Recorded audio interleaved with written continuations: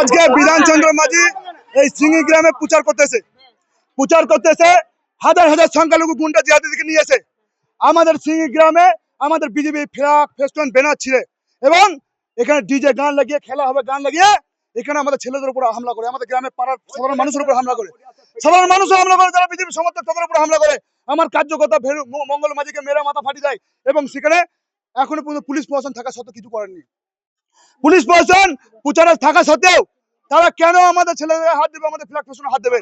আমরা প্রশাসনকে বলেছি যদি গ্রেপ্তার না করে আমাদের ছেড়ে দেন। আমরা 2 ঘন্টার মধ্যে দেখে নিয়েছি। বিধান মাঝি, সঞ্জীব মুখার্জি অঞ্চল সভাপতি দাঁড়িয়ে থেকে এটা করেছে, খেলন শেখ, ফকির শেখ এবং village police Babulal Sheikh village police দাঁড়িয়ে থেকে সব তান্ডা শুরু করেছে। হ্যাঁ, পুলিশ প্রশাসন থেকে বাধ্য করেছে। আমরা তৃণমূল পুলিশ প্রশাসন থাকা সত্ত্বেও এখন কেন ঘটবে? আমরা এখন থানা যাচ্ছি, থানায় গিয়ে তালা মেরে দেবো থানাতে। আজ যতক্ষণ পর্যন্ত গ্রেপ্তার না করতে কোনো সালাকে ছাড়বো না। হ্যাঁ, ওরা ছিল।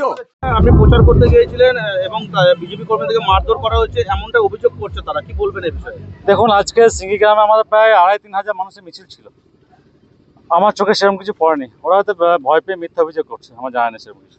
ওই যে বিজেপি ফেস্টুন পতাকা ফেলে দেওয়া হচ্ছিল তারই প্রতিবাদ করাতে আমাদের মিছিল সুশৃঙ্খল মিছিল। যদি কেউ ছিঁড়ে থাকে বা ফেলে থাকে, জানবেন যে বিজেপির লোক তারা আমাদের দলে ভিড়ে ছিল, ঝামেলা লাগানোর জন্য এটা করছে। তখন বিজেপির পায়ের তোলা মাটি নেই, হাতে গোনা 5-6টা লোক।